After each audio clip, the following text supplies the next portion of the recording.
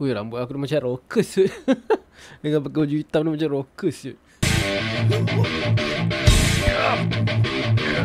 Alright, Assalamualaikum guys. Welcome to the life of Pim with me, Pim. So, actually hari ni aku nak buat character review. Aku pun tak ingat bila last aku buat character review guys. Aku rasa dah lama gila. Aku rasa aku tak buat any character review last year. So mungkin tahun 2021 lah last time aku buat character review. Dah lama gila. So kali ni kita kembali lagi dengan character review. Seperti mana korang baca dekat chapter video ni.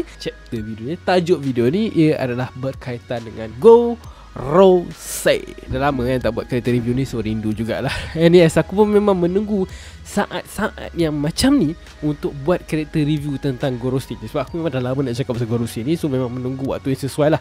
So bila dah datang waktu dia tu, memang inilah dia. Inilah masanya. Sebab memang Oda dah start fokus lah kan. Dah start fokus dengan salah satu karakter misteri dia ni. For sure lah kita akan nampak more about them later on. Especially tahun ni lah. Especially tahun ni is gonna be big guys. This year is the golden year untuk One Piece. Alright, aku dah tak sabar ni nak gorengnya. Sebab aku dah ready aku punya point-point yang aku nak cakap. Ni tinggal aku nak goreng di depan korang. Dengarlah korang aku bebel pasal Gorosei ni. Alright, jom kita start review. Okay, first of all, Gorosei dia punya kemunculan yang pertama, okay guys, adalah pada tahun 2002. Umur korang masa tu berapa? 2002, umur korang berapa? Ada belum lahir agaknya. Aku pula masa ni baru 12 tahun. Dia muncul kat chapter 233. And tajuk chapter tu adalah The World Greatest Power. Memang nama chapter tu memang mantap gila lah kan. So The World Greatest Power, apa maksud dia kan? Ada orang keliru, adakah ini maksud diorang ni kuat gila ke apa benda. Okay, for the first time lah, masa tu Oda tunjuk pada kita orang yang actually mempunyai kuasa paling hebat sekali dan terbesar sekali dalam dunia One Piece. Dia merujuk kepada kata jawatan pangkat diorang. Bila cakap pasal kuasa tu, tak mestinya kuasa macam fizikal, pandai berlawan ke apa benda. Tapi kuasa yang dia ada pada tangan dia, iaitu kuasa sebagai orang yang paling tinggi di dalam dunia One Piece. And watak ni bukan seorang, tetapi berlima. So kita panggil dia mereka. Kan? Mereka berlima ni lah yang memegang jawatan yang paling tinggi di dalam dunia One Piece. Diorang lah yang kontrol WG, diorang yang kontrol Marine, diorang lah yang kontrol Cypher Pole, ejen perisik dunia. Diorang juga pernah kontrol Shishibukai. Dan paling latest sekali, diorang jugalah yang kontrol Seraphim, selaku autoriti paling tinggi di dalam carta pengawalan terhadap Seraphim, iaitu yang menggantikan Shishibukai. Kalau korang tengok dekat chapter 432, Gap ada cakap ada 3 kuasa ketenteraan yang paling hebat di lautan. Nombor 1 of course lah Marines, Shishibukai dan juga Yonko. And bayangkan Gorosei ni kontrol 2 daripada 3 kuasa hebat ni. Gila tak gila? And ini saja dah cukup lah untuk menggambarkan macam mana maksudnya dengan sebagai orang yang memegang the world greatest power. Dia punya kontrol tu sangat-sangat besar. Dan tak lupa juga tambahan lagi sikit, diorang ni juga adalah pangkat Celestial Dragon yang paling tinggi. Untuk video ni aku akan cakap CD. Aku nak ringkaskan korang supaya korang faham lah Celestial Dragon tu adalah CD. Sebab aku nak sebut Celestial Dragon ni penat. Bila cakap pasal CD ni, dulu ada orang tak percaya lah. Bila aku cakap Gorosei ni Celestial Dragon, ramai merasakan yang mereka ni adalah daripada golongan yang kata berbeza sedikit lah, bukan Celestial Dragon lah kan. Maybe sebab rupa diorang, gaya diorang memang kata tengok sini memang tak nampak lah sama dengan Celestial Dragon lain yang macam kita selalu tengok kan, yang kita kenal. Which is aku dapat rasakan ramai suka refer dengan Celestial Dragon yang paling kita benci sekali, yang paling mengarut sekali, iaitu siapa ni, Saint Charles. Dia memang hodoh gila. Tengoklah kat sini kan, pakai macam ala-ala astronot, benda macam-macam lah, benda pelik-pelik kat situ kan. Tapi logiknya lah kalau kita fikir betul, hakikatnya lah kalau kita fikir betul, tak ada siapa yang layak untuk kontrol ataupun menerajui WG ini sendiri kalau bukan daripada kalangan Celestial Dragon sendiri. Kau bayangkan Celestial Dragon ni yang merasakan diri diorang Tuhan, orang yang paling atas, paling power sekali, nak lantik orang yang tak siapa-siapa ataupun bukan kalangan diorang yang diorang rasakan Tuhan ni untuk menerajui government diorang ni. Memang tak Sebab paling penting sekali Celestial Dragon ni sendirilah kan. Diorang ni sendiri adalah gabungan 20 royal family yang bersama-sama membentuk satu kerajaan paling besar yang boleh mengawal dunia kan. Takkanlah yang nak lead government dunia ni datang daripada golongan biasa ataupun yalah geng tak siapa-siapa mana-mana lah kan. Memang mesti pastinya memang kena daripada geng-geng diorang juga. And Oda pun memang dah confirmkan benda ni dekat chapter 907, di mana Oda dedahkan yang Gorosei ni memang the highest ranking of Celestial Dragon. Maksudnya diorang memang Celestial Dragon, and diorang adalah ranking yang paling tinggi. Lepas tu kalau ada orang masih berdegil lah, macam nak juga debate pasal rupa diorang yang agak biasa, yang tak pakai astronaut punya baju, tak pakai aquarium atas kepala diorang, memang benda ni senang je. Okay, kita tengok macam ni lah. Yang hodoh dalam dunia One Piece ni kan, di kalangan Celestial Dragon ni, Sanchalos tu je. Dia je yang hodoh and spoil. Bapak dia kalau kita tengok betul-betul, si apa ni, Roswell, okey je. Adik dia pun cantik, okey je.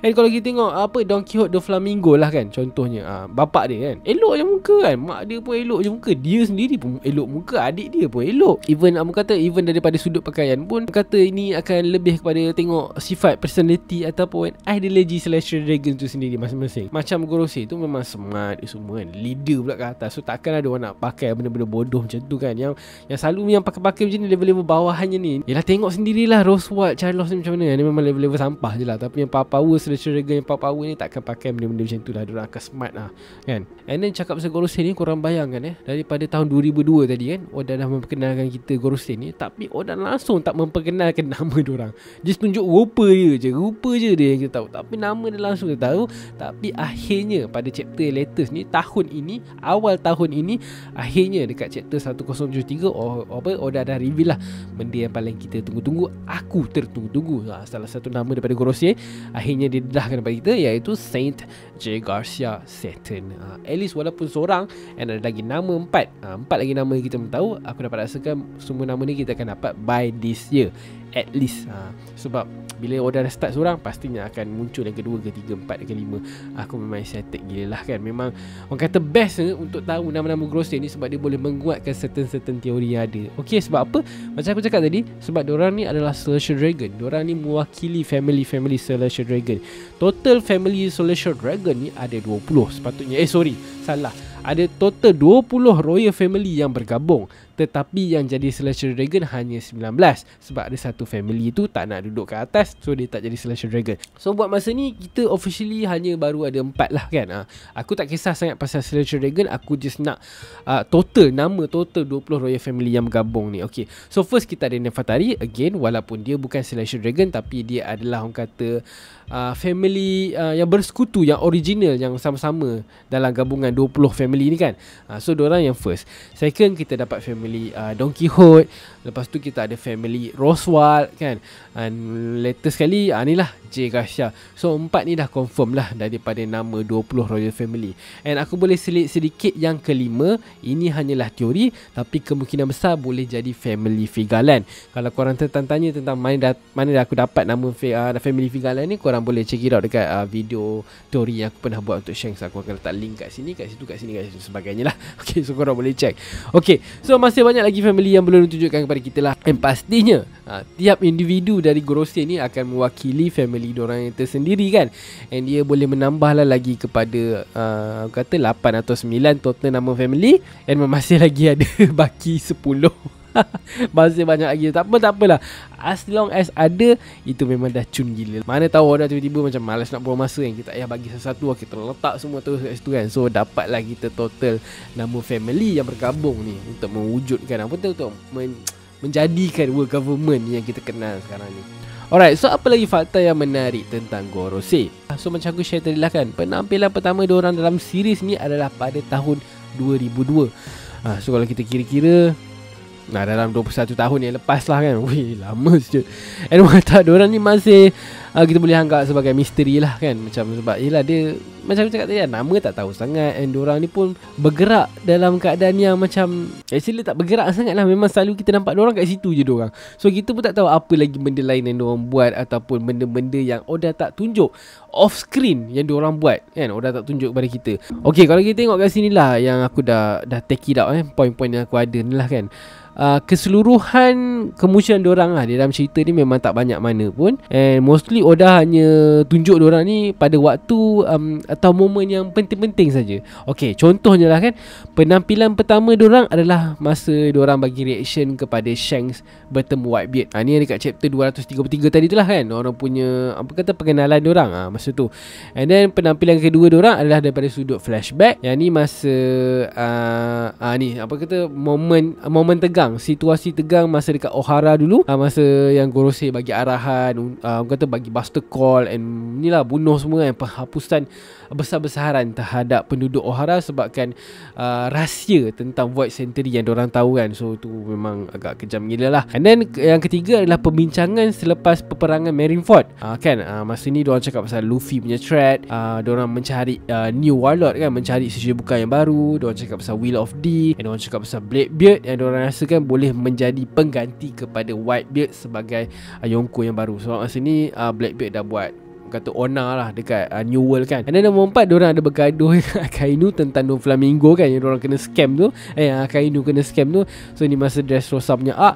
And diorang juga ada bagi reaction lah masa diorang dapat tahu kekalahan Doflamingo ni dekat tangan Luffy kan. Yang kelima pula, ini yang paling epic sekali lah, yang paling kata paling kecoh sekali lah, adalah meeting diorang bersama Shanks secara tertutup semasa persidangan Reverie. And diorang ni pula yang kita rasakan adalah raja, rupanya menghadap ada lagi satu raja. Okay, ni kejap lagi kita cakap. Okay, lepas tu nombor 6 adalah perbincangan tentang situasi Wano masa ni kat Wano A lah kan. Yang diorang cerita pasal buah Komuno, sanggup nikah dan sebagainya. And then tu lah reaction diorang terhadap kekalahan Yonko, Kaido juga Big Mom, dan isu poster bounty yang baru, macam-macam case kan. And then nombor 7, paling last sekali lah sebelum recently yang kita tahu ni, adalah situasi Sabo dan Lulusia. And again, yang paling latest ni pasal ni lah, salah seorang daripada Gorosei ni digerak solo untuk pergi ke Egghead. So memang tak banyak sebenarnya momen-momen pasal Gorosei ni, walaupun diorang adalah watak yang paling penting daripada sudut world government, and juga sebagai watak-watak yang memegang kuasa yang paling besar sekali di dunia ni. Tapi memang Oda tak nak fokuskan lagi buat masa ni. Mungkin sekarang barulah Oda nak fokus kau-kau kan. Alright, seterusnya adalah HQ. Ini bukan HQ Marine, tapi kita cakap pasal HQWG. So base utama diorang adalah dekat Merihua, dekat apa kata puncak Red Line kat atas tu. Ni memang capital utama diorang lah kan. Kat sinilah tempat tinggal Gorosei. Pastinya bukan tempat tinggal saja, tempat diorang kerja jugalah. Segala-galanya berlaku dekat situ lah kan. Even Celestial Dragon pun memang duduk kat situ, tinggal kat situ. And aku sure dorang Marine ke World Government yang berpangkat-pangkat tinggi semua memang akan duduk kat situ jugalah. And dekat Merihua ni kita ada Panjang Castle. Kat sinilah kebanyakannya momen-momen Gorosei yang kita tengok kan. Kita nampak diorang ada dalam Panjang Castle. So Panjang Castle ni pastinya istana, tempat untuk diorang bekerja. So this is the White House lah of the world kan. Memang kat situ lah center dia. Reverie pun buat dekat Panjang Castle. Reverie ni pula ada macam World Cup 4 tahun sekali. Tapi itulah, cakap pasal diorang duduk situ, siapa-siapa yang tinggal kat situ, benda yang paling menarik sekali, ada lagi satu makhluk yang orang kata lagi misteri lah daripada Gorosei kan. memang terpaling misteri lah kan. Gorosei tu kita rasa macam dah misteri tu lah, tapi ada satu watak ni lagi lah, orang kata lagi misteri lah daripada watak-watak misteri yang pernah wujud dalam cerita One Piece ni. And watak ni memang orang kata mengejutkan, menggemparkan seluruh fan One Piece. So macam aku explain tadi lah, Gorosei ni kalau ikutkan dah paling atas dah kan. Dia orang kata big boss lah, dia tak ada paling atas dah sepatutnya. Memang diorang lah big boss paling besar sekali. Rupanya tidak. Rupanya ada lagi seorang ni yang langsung kita tak tahu apa jantida dia, apa umur dia, macam mana rupa dia kan. Kecuali yang kita tahu cuma nama dia, iaitu Pim. Bukan, Im. Atau senang kita panggil dia Imu lah. Okay, daripada translation Jepun, Imu. Tapi itulah, cakap pasal Imu ni, aku suka betul cara dia main-main dengan pembaca tau. Ambil lah cara Oda lah, dia main-main dengan pembaca. Sebabnya kalau kita tengok dekat chapter 907, ini adalah pertama kali Oda tunjukkan kepada kita yang ada, yang wujudnya satu empty throne, kerusi raja.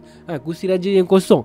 And kursi raja kosong ni memang sepatutnya kosong. Sebab seperti apa yang orang ni explain dalam cerita ni kan, ini adalah sebab world government dia berpegang dengan satu konsep gabungan bersama tanpa tiada ketua pemerintah yang satu. Maksudnya lah 20 negara yang bersama, 20 family raja bersatu, tapi diorang decide untuk tiada seorang pun yang menjadi leader. Maksudnya diorang akan bersama-sama lah menerajui government tu kan. Tak ada pemerintahan satu. So maybe sebab itulah Gorosei ni ada 5 kan. Macam so setiap family boleh lah hantar wakil kan. So macam fair and square lah kan, ada balance sedikit. Sebab kalau seorang je yang handle mungkin tak fair, tapi kalau 5 macam okey sikit kan. Sebab yelah, cuba korang fikir, mungkin 100 tahun yang dulu family lain, nama-nama yang lain, muka-muka yang lain. Mungkin 200 tahun yang dulu again family lain lagi, 300 tahun yang dulu mungkin family lain lagi kan. Maybe kan, manalah tahu. Ni teori je lah, sorry aku selit sikit lah teori, sebab aku rasa nampak benda tu boleh nampak adil and fair kan. Okay, again ni teori je lah, bukan fakta. Sebab kalau korang mainkan, sebab dia orang start dengan 20 gabungan kan, so sepatutnya mungkin macam ngam lah kan, macam 5 kawal for the first 100 year, lepas tu second 100 year. So macam bila kau pusing, so kalau dah 400 tahun cukup lah 20 family dah pusing-pusing kat situ kan lah. Dia macam Malaysia lah. Malaysia pun kita ada negeri-negeri yang ada raja kan, raja kita ramai kan. So raja kita pun sebelum dilantik jadi agung pun dia macam berpusing-pusing lah, bukanlah macam randomly pick ke apa benda kan. Memang ada giliran dorang, turutan dorang kan. Macam sekarang Pahang, tak silap aku lepas ni Johor kan. So mungkin macam tu jugalah WG. And bila aku cakap macam ni, mungkin korang fikir macam pelik pula kan, bukan ke Gorosei ni immortal ke, bukan ke memang Gorosei ni daripada dulu lagi ke, 800 tahun lepas bla bla. Okay, itu still teori. Sama juga macam benda yang aku cakap ni, tu teori. Tapi benda tu menarik untuk diceritakan, tapi tu aku save untuk video lain. Alright. Okay, kita sambung balik pasal empty throne tadi. Okay, kat situ pun kalau kita tengok kat gambar ni, ada 20 pedang lah yang diorang cucuk kat situ, dekat area kursi raja tu, oleh 20 gabungan yang pertama sekali, masa awal-awal penubuhan WG. So ini orang-orang yang terawal lah, orang-orang pertama. Ini adalah sebagai simbol, tanda peace dan sumpah setia diorang lah, yang bahawanya tiada seorang ketua pun yang akan memerintah kan, tak ada seorang ketua yang satu kan. Tapi itulah, macam mana pun, ini semua bohong lah. Ini semua bohong, munafik, fitnah. Ini memang kencing, memang basah gila. Kan memang satu penipuan lah, yang memang kata satu helah, satu propaganda. Sebab dekat chapter seterusnya, kau bayangkan, tadi chapter 907 terus dia chapter 908 terus dah bagi, orang kata terduduklah satu bontot ni bontot imu tu lah kan, dekat kerusi tu, dan tiba-tiba sujudlah ke semua 5 Gorosei ni menghadap dia, menghadap im yang satu, ketua yang satu kan, raja kepada segala raja yang ada lah. Basically Imu itulah the king of the world. So macam bapak menipu gila kan. And memang kata identiti Imu ni sangat-sangat dirahsiakan. Memang kalau ikutkan, memang hanya Gorosei je yang tahu. Hanya Gorosei dan golongan yang tertentu saja yang tahu. Aku rasa bukan Gorosei je, mesti ada orang lain juga yang tertentu, okay? Yang tertentu yang tahu. Information tentang kewujudan Imu ni pun memang sangat-sangat dijaga dengan baik lah kan. Sampai diorang sanggup hapuskan sebuah pulau kan, Lulusia tu jadi kata kambing hitam untuk dihancurkan hanya sebab Sabo ada kat situ.